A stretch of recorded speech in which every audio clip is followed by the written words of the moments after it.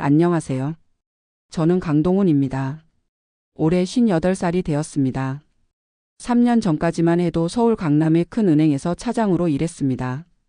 월급 400만 원의 연봉으로 따지면 5천만 원이 넘는 안정적인 직장이었죠. 하지만 지금은 강원도 원주 외곽의 작은 전원주택에서 연금 90만 원으로 살아가고 있습니다. 많은 사람들이 제게 물어봅니다. 그렇게 안정적인 직장을 그만두고 후회하지 않냐고요. 솔직히 말씀드리면 단 한 번도 후회한 적 없습니다. 오히려 왜 더 일찍 이 결정을 하지 않았을까 하는 아쉬움이 들 정도니까요. 제 이야기는 2022년 1월의 어느 추운 겨울날로 거슬러 올라갑니다. 당시 저는 은행에서 30년 동안 근무한 차장이었습니다. 그날 아침 인사팀장님께서 저를 따로 불러 면담을 요청하셨습니다. 강 차장 축하합니다. 다음 인사 발령에서 부장 승진이 확정되었습니다. 본사 금융상품개발부로 자리도 마련해 드릴 예정입니다. 대부분의 직장인이라면 환호할 소식이었겠죠. 하지만 저는 그 순간 이상하게 가슴이 무거워졌습니다. 입에서 나온 말은 제 스스로도 놀랄 정도였습니다. 감사합니다만 저는 다음 달부로 회사를 그만두려고 합니다. 인사팀장님의 표정이 굳어졌습니다. 농담하시는 거죠? 30년 넘게 다니셨는데 이제 부장으로 승진할 때가 되었는데요. 하지만 저는 단호했습니다. 아니요, 진심입니다. 이미 오래 전부터 계획했던 일입니다. 사실 이 결정은 갑작스러운 것이 아니었습니다. 55살이 된 그해 저는 매일 아침 알람 소리에 눈을 뜨는 순간부터 가슴이 답답했습니다. 회사에 가기 위해 아파트를 나서는 순간부터 온몸에 힘이 빠지는 느낌이었죠. 위에서는 끊임없는 실적 압박, 아래에서는 직원들 관리, 고객들과의 갈등 사이에서 날마다 짓눌리는 느낌이었습니다. 은행의 중간 관리자로 일하며 저는 극심한 번아웃 증후군을 겪고 있었습니다. 아침마다 구역질, 잦은 두통, 불면증에 시달렸고 주말이면 그저 침대에 누워서 쉬는 것 외에는 아무것도 할 수 없을 정도로 체력이 바닥났습니다. 저는 특히 대출 상품과 펀드 판매를 담당했는데 매월 실적 압박에 시달리면서도 고객들에게는 항상 미소를 지어야 했습니다. 겉으로 보기에 은행원은 안정적이고 편안한 직업으로 보이지만 그 속은 그야말로 전쟁터였습니다. 고객 만족도와 영업실적이라는 두 마리 토끼를 동시에 잡아야 했으니까요. 때로는 위험성이 있는 상품도 판매해야 하는 도덕적 딜레마, 투자 손실로 인한 불만, 고객들의 항의, 그리고 영업시간 후에도 계속되는 업무로 인해 제 정신 건강은 서서히 무너져 갔습니다. 특히 잊을 수 없는 사건이 하나 있습니다. 제가 권유한 펀드 상품에 큰 돈을 투자했던 한 고객분이 계셨어요. 50대 중반의 남성분이셨는데 은퇴 자금으로 2억 원을 투자하셨죠. 그런데 글로벌 금융위기로 그 펀드가 40% 이상 손실을 보게 되었습니다. 그분이 지점에 찾아와 큰 소리로 항의하시던 날, 저는 그분의 눈물 어린 얼굴을 잊을 수 없습니다. 내 노후를 망쳤다라고 소리치셨죠. 당시 저는 회사의 지침에 따라 판매했을 뿐이었지만 그날 밤 처음으로 심한 공황 발작을 경험했습니다. 가슴이 터질 듯 뛰고 숨을 쉴 수 없었습니다. 그때부터 이렇게 살다가는 내가 무너지겠구나라는 생각이 들었습니다. 건강검진에서는 고지혈증 초기 증상과 함께 스트레스로 인한 만성위험 진단을 받았습니다. 의사 선생님께서는 이대로 가면 심장질환의 위험이 높아질 수 있다고 경고하셨습니다. 저는 그때 제 인생을 돌아보게 되었습니다. 30년이라는 시간이 출근과 퇴근, 실적 보고서와 회의 사이에 사라져버렸습니다. 그리고 더 무서웠던 것은 앞으로의 10년도 똑같을 거라는 사실이었습니다. 그렇게 사표를 제출하고 집으로 돌아오는 길, 한강 다리를 건너면서 저는 이상하게 가벼운 마음을 느꼈습니다. 마치 무거운 짐을 내려놓은 것 같았어요. 매일 출퇴근길에 보던 한강이 그날따라 더 아름답게 보였습니다. 집에 돌아와 아내에게 이 소식을 전했을 때 그녀의 반응은 예상과 달랐습니다.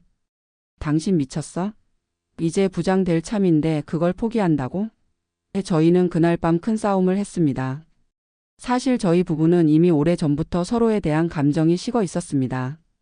은행에서 일하느라 늘 바빴던 저와 자신의 삶을 살고 싶어 했던 아내는 점점 서로에게서 멀어졌죠. 결국 그 싸움을 계기로 25년 결혼 생활을 정리하기로 했습니다. 이혼은 제게 또 다른 큰 변화였습니다. 아내는 서울의 아파트를 갖기를 원했고 저는 그것을 수용했습니다. 대신 퇴직금과 적금을 모두 가져오는 조건이었죠. 이후 저는 은행 생활 30년 만에 받은 퇴직금 2억 7천만 원을 어떻게 활용할지 고민했습니다. 이 돈이 제 남은 인생을 지탱할 중요한 자산이 될 것이기 때문이었죠. 퇴직금으로 가장 먼저 한 일은 강원도 원주 외곽의 작은 전원주택을 구입하는 것이었습니다. 서울 양천구의 33평 아파트를 8억 원에 팔고 남아있던 대출 1억 원을 상환한 후 남은 금액 중 일부로 90평 대지의 30평 단층 목조주택을 1억 5천만 원에 구입했습니다. 집은 낡아서 리모델링이 필요했지만 제가 직접 손으로 페인트를 칠하고 정원을 가꾸며 새로운 취미를 발견했습니다. 아침마다 새소리에 눈을 뜨고 직접 기른 채소로 식사를 하고 강아지와 산책하는 일상이 제게는 서울에서 돈을 주고도 살 수 없는 값진 경험이 되었습니다. 많은 사람들이 제게 물었습니다. 국민연금은 어떻게 할 거냐고요. 일반적으로 대부분의 사람들은 국민연금을 최대한 늦게 받아 더 많은 금액을 수령하려고 합니다. 하지만 저는 다른 선택을 했습니다. 55살부터 조기 수령을 선택한 것이죠. 정상 수령 나이인 65살보다 10년 일찍 받으면서 감액률이 적용되어 원래 받을 수 있는 금액의 약 55%인 90만 원을 매달 받게 되었습니다. 주변에서는 미쳤다고 했습니다. 지금 받으면 평생 손해보는 건데 65살까지 기다리면 160만 원 이상 받을 수 있는데 왜 일부러 적게 받으려고 하냐고요. 하지만 제 계산은 달랐습니다. 65살까지 기다려 더 많은 연금을 받는 것보다 건강하고 활력 있는 50대 중반부터 자유로운 삶을 사는 것이 더 가치 있다고 판단했습니다. 그 대신 10년의 자유를 얻은 셈이었죠. 인생에서 가장 소중한 자원은 돈이 아니라 시간과 건강이라는 걸 깨달았기 때문입니다. 퇴직금 사용 계획은 철저했습니다. 전원주택 구입 및 리모델링에 1억 5천만 원, 비상금 예금에 5천만 원, 생활비 예금에 5천만 원, 그리고 개인형 IRP에 3천만 원을 이전했습니다. 그리고 현재 재월 지출은 약 150만 원입니다. 국민연금 90만 원과 매달 60만 원의 예금 인출로 생활하고 있죠. 제 예산 구성은 이렇습니다. 먼저 식비에 50만 원을 씁니다. 직접 텃밭에서 재배하는 채소를 활용하고 일주일에 한두 번 정도만 외식을 합니다. 의료와 보험에는 30만 원이 들어갑니다. 민간 의료보험, 약가, 정기검진비 등이죠. 공과금과 관리비로 20만 원을 씁니다. 이것은 전기, 수도, 가스, 인터넷, 전화, 재산세 등을 포함합니다. 취미와 여가 활동에는 30만 원을 사용합니다. 등산, 자전거, 독서, 음악 감상, 소규모 여행 등이죠. 그리고 기타 항목으로 20만 원을 배정했습니다. 옷, 생필품, 예비비 등에 쓰는 돈입니다. 서울에서 직장 생활할 때는 아무 생각 없이 커피 한 잔에 5천 원, 점심 한 끼에 1만 원 이상 쓰던 생활이었습니다. 하지만 지금은 돈을 쓰는 모든 순간이 선택이 되었습니다. 스마트폰 요금제를 최저가로 바꾸고 케이블 텔레비전을 해지했으며 불필요한 보험을 정리했습니다. 옷은 1년에 한두 번만 구입하고 가전제품은 고장나기 전까지 교체하지 않습니다. 그렇다고 이것을 절약이나 궁핍으로 느끼지는 않습니다. 제가 하는 건 소비를 줄이는 것이 아니라 진짜 필요한 것이 무엇인지 찾는 과정입니다. 스마트폰 최신형이 필요한가? 새 차가 필요한가? 명품 옷이 필요한가? 그런 질문을 하다 보면 정말 필요한 것은 많지 않다는 것을 깨닫게 됩니다. 은퇴 전 제가 앓고 있던 심각한 번아웃 증후군은 불면증, 공황 발작, 위장 장애, 만성 피로가 일상이었습니다. 하지만 은퇴 후 강원도 생활 3년 만에 제 건강은 극적으로 개선되었습니다. 아침에 눈을 뜨면 오늘 뭐 해야 하지? 라는 압박감 대신 오늘은 뭘 하고 싶지? 라는 설렘이 찾아옵니다. 그 차이가 제 건강을 바꾸었다고 생각합니다. 규칙적인 생활, 맑은 공기 속에서의 산책, 텃밭 가꾸기, 스트레스 없는 환경이 제 신체와 정신을 치유했습니다.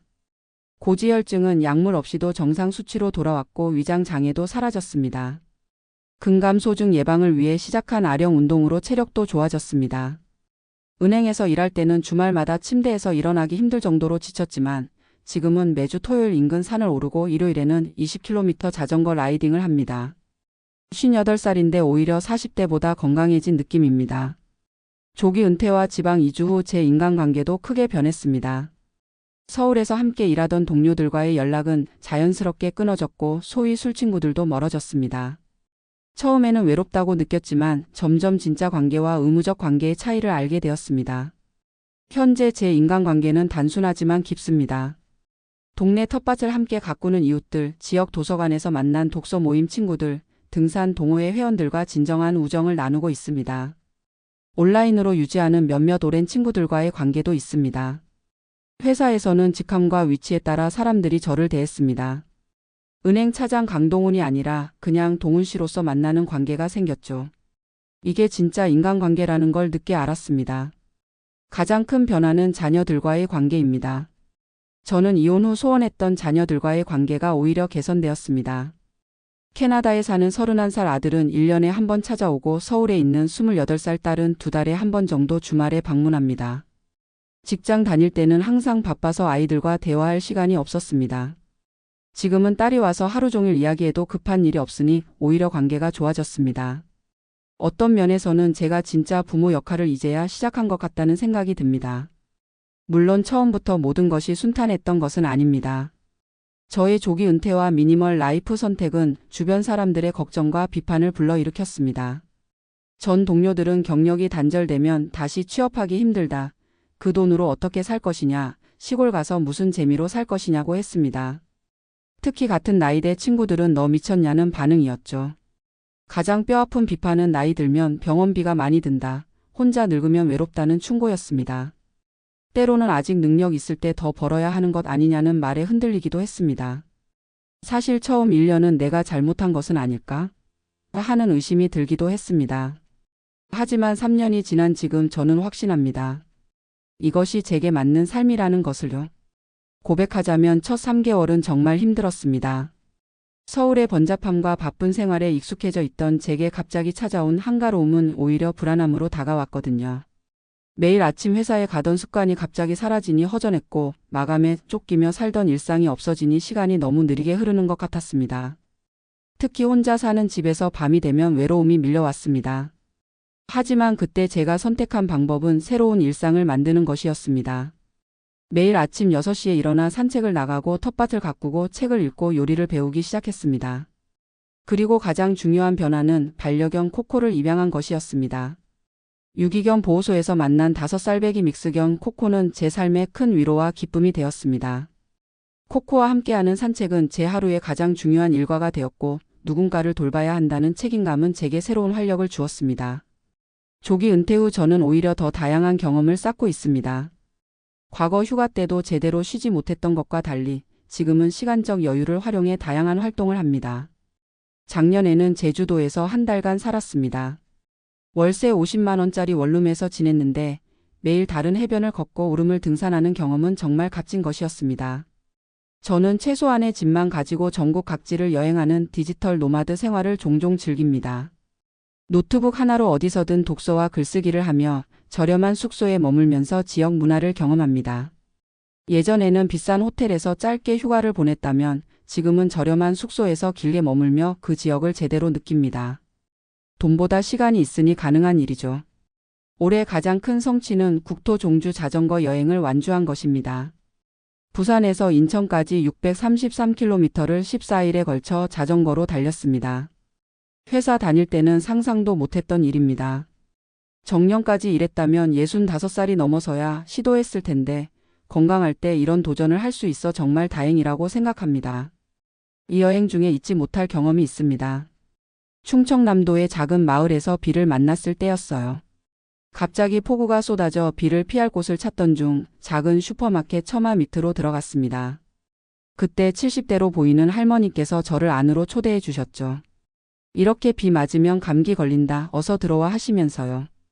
그 할머니 댁에서 뜨거운 국수 한 그릇을 대접받으며 나눈 대화가 제게는 여행의 하이라이트였습니다. 할머니께서는 40년 전 남편을 잃고 혼자 3자녀를 키우신 이야기를 들려주셨는데 그 강인함과 삶에 대한 태도가 저에게 큰 감동을 주었습니다. 저는 제 삶을 인생 2막이라고 표현합니다. 1막이 타인과 사회의 기대에 맞춰 살았던 시간이었다면 2막은 온전히 제 자신을 위한 시간입니다. 사람들은 은퇴하면 인생의 끝이라고 생각하지만 저에게는 시작입니다. 지금 생각해보면 회사 다니던 시간은 제 인생이 아니라 회사의 시간이었던 것 같습니다. 올해부터 글쓰기를 시작했습니다. 블로그에 제 경험과 생각을 기록하고 있는데 내년에는 조기 은퇴와 미니멀 라이프에 관한 책을 써보려고 합니다. 출판사에서 정식 출간하는 것이 아니라 전자책으로 직접 내볼 생각입니다. 또한 텃밭 농사를 확장해서 주변 이웃들과 작은 마켓을 열어볼 계획도 있습니다. 그리고 건강이 허락하는 한 70살까지는 매년 하나씩 새로운 도전을 해보려 합니다. 내년에는 도자기 공예를 배워보려고 합니다. 그 다음에는 요리 클래스를 열어볼까 생각 중입니다. 은행에서는 은퇴 후를 황혼이라고 했지만 저에게는 매일이 새벽처럼 설렙니다. 제 이야기를 들으시는 분들께 한 가지 말씀드리고 싶습니다. 하고 싶은 일을 미루지 마세요. 특히 건강할 때 할 수 있는 일들이요. 돈은 벌 수 있지만 시간과 건강은 돈으로 살 수 없습니다. 누군가 당신은 성공했냐고 물으면 저는 이제 자신 있게 예라고 말할 수 있습니다. 왜냐하면 성공의 기준이 바뀌었거든요. 이제 저에게 성공은 얼마나 많은 돈을 버는가가 아니라 얼마나 행복한가입니다. 제 인생의 가장 큰 후회는 더 일찍 이런 결정을 내리지 못한 것입니다. 은행에서 지점장까지 올라갔다면 어땠을까 하는 생각이 가끔 들기도 합니다만 그것과 지금의 평온한 마음을 바꿀 수는 없을 것 같습니다. 월급 400만 원을 버리고 연금 90만 원을 선택한 것이 세상의 기준으로는 어리석은 결정일 수 있습니다. 하지만 제 기준으로는 최고의 선택이었습니다. 돈이 많지 않아도 행복할 수 있다는 것, 그것이 제가 3년간의 조기 은퇴 생활을 통해 깨달은 가장 소중한 진리입니다. 물론 모든 사람에게 제 선택이 정답은 아닐 것입니다. 각자의 상황과 가치관에 따라 다른 길이 있을 테니까요. 하지만 적어도 저에게는 이 결정이 인생을 바꾸는 전환점이 되었습니다. 요즘 젊은 세대들 사이에서 파이어족이라고 해서 일찍 은퇴하고 자유를 찾는 움직임이 있다고 하더군요. 저는 그들의 선택을 응원합니다. 돈과 시간, 자유와 안정 사이에서 자신만의 균형점을 찾는 것이 중요하니까요. 제가 처음 조기 은퇴를 결심했을 때 가장 두려웠던 것은 경제적 불안정이었습니다. 그런데 실제로 살아보니 생각보다 적은 돈으로도 충분히 행복하게 살 수 있다는 것을 깨달았습니다. 소비 중심의 도시 생활에서 벗어나니 지출이 자연스럽게 줄어들었고 돈보다 더 가치 있는 것들에 집중하게 되었습니다. 특히 의미 있었던 경험 중 하나는 작년 겨울 동네 노인정에서 시작한 컴퓨터 교실입니다. 평생 은행에서 컴퓨터를 다루며 살았던 제 경험을 살려 어르신들께 스마트폰 사용법과 기본적인 인터넷 활용법을 가르쳐 드리기 시작했습니다. 처음에는 단순히 시간을 보내기 위해 시작한 일이었는데 70대, 80대 어르신들이 처음으로 영상통화로 멀리 있는 손주와 얼굴을 보고 기뻐하시는 모습을 보며 큰 보람을 느꼈습니다. 한 할머니께서는 제게 이런 말씀을 하셨습니다. 내가 살면서 은행 다니는 사람들한테 늘 무시당했는데 이렇게 친절하게 가르쳐주는 은행 출신은 처음 봤어. 그 말씀이 저를 부끄럽게 만들었습니다. 제가 은행에서 일할 때 얼마나 많은 어르신들을 그저 번거로운 고객으로만 대했는지 돌아보게 되었으니까요. 강원도의 사계절을 경험하는 것도 제게는 특별한 경험이었습니다. 서울에서는 계절의 변화를 느끼기 어려웠지만 이곳에서는 매일 아침 창문 너머로 보이는 풍경이 계절마다 다른 모습을 보여줍니다. 봄에는 텃밭에 새싹이 돋아나고 여름에는 울창한 녹음이 집을 감싸며 가을에는 형형색색의 단풍이 물들고 겨울에는 하얀 눈이 소리 없이 내립니다. 이런 자연의 변화를 가까이에서 느끼는 것이 제게는 큰 선물입니다. 물론 어려운 순간도 있었습니다. 작년 겨울에는 갑자기 보일러가 고장나서 2, 3일 동안 추위를 견뎌야 했습니다. 서울이었다면 즉시 수리가 가능했겠지만 이곳에서는 기술자를 기다려야 했죠. 갑작스러운 폭설로 전기가 끊긴 적도 있습니다. 또 얼마 전에는 갑작스러운 복통으로 응급실에 실려갔는데 맹장염 초기 증상이었습니다. 다행히 빨리 발견해서 큰 문제 없이 수술을 받았지만 아프고 나니 혼자 사는 것에 대한 불안감도 커졌습니다. 하지만 그런 어려움조차도 제게는 소중한 경험이 되었습니다. 보일러가 고장났을 때는 이웃 할아버지께서 전기장판을 빌려주셨고 폭설로 전기가 끊겼을 때는 동네 사람들이 모여 서로 도왔습니다. 병원에 입원했을 때는 등산 동호회 회원들이 번갈아 병문안을 와주었고 퇴원 후에는 동네 아주머니들이 매일 반찬을 들고 찾아오셨습니다. 이런 따뜻한 인연이 도시에서는 경험하기 어려운 것이라고 생각합니다. 제가 가장 감사하게 생각하는 변화 중 하나는 자녀들과의 관계 개선입니다. 제가 은행에서 일할 때는 항상 바빠서 아이들 학교 행사에도 제대로 참석하지 못했습니다. 아들이 고등학교 졸업식 때 아빠는 항상 일이 먼저였어요 라고 말했던 것이 제 가슴에 큰 상처로 남아 있었습니다. 그 아들이 이제는 캐나다에서 1년에 한 번 여름 휴가 때 저를 찾아옵니다. 처음에는 어색했지만 지금은 함께 등산도 하고 밤새 이야기를 나누기도 합니다. 딸아이와의 관계도 많이 좋아졌습니다. 은행 다닐 때는 딸의 고민을 들어줄 여유가 없었는데 이제는 딸이 주말마다 찾아와 일과 연애에 관한 고민을 털어놓습니다. 제가 살고 있는 곳이 시골이라 처음에는 불평도 많았지만 이제는 오히려 아빠, 이웃에 빈집 없어? 나도 여기서 살고 싶어라고 말할 정도가 되었습니다. 지난달에는 딸아이가 남자친구를 데려왔습니다. 함께 텃밭에서 채소도 따고 제가 담근 막걸리를 마시며 좋은 시간을 보냈습니다. 은행 다닐 때였다면 그저 너희 남자친구 직업이 뭐냐, 연봉은 얼마냐 이런 질문만 했을 텐데 지금의 저는 그저 딸이 행복해 보이는 모습에 감사할 뿐입니다. 요즘 저는 블로그에 글을 쓰는 재미에 빠져 있습니다. 50대의 자유로운 삶이라는 제목의 블로그인데 생각보다 많은 분들이 관심을 보여주셔서 놀랐습니다. 특히 40대 중반의 직장인들로부터 용기를 얻었다. 나도 언젠가 그런 선택을 하고 싶다는 댓글을 받을 때면 뿌듯합니다. 지난 3개월 동안은 인근 지역 도서관에서 미니멀 라이프와 행복한 노후라는 주제로 소규모 강연도 몇 차례 진행했습니다. 청중은 대부분 퇴직을 앞둔 50대나 이미 퇴직한 60대 어르신들이었는데 제 경험이 그분들에게 조금이나마 도움이 되었으면 하는 바람입니다. 앞으로 계획이요? 내년에는 제 오랜 꿈이었던 스페인 산티아고 순례길을 걸어볼 계획입니다. 한 달간 혼자 배낭여행을 하며 저를 돌아보는 시간을 갖고 싶습니다. 그리고 조만간 강아지 한 마리를 더 입양할 생각입니다. 유기견 보호소에서 봉사활동을 하다 보니 집에 데려오고 싶은 아이들이 너무 많더군요. 긴 이야기를 들어주셔서 감사합니다. 제 선택이 모두에게 맞는 답은 아닐 것입니다. 하지만 적어도 저에게는 월급 400만 원을 버리고 연금 90만 원을 선택한 것이 후회 없는 결정이었습니다. 여러분도 각자의 행복을 찾는 여정에서 자신만의 답을 발견하시길 바랍니다. 감사합니다.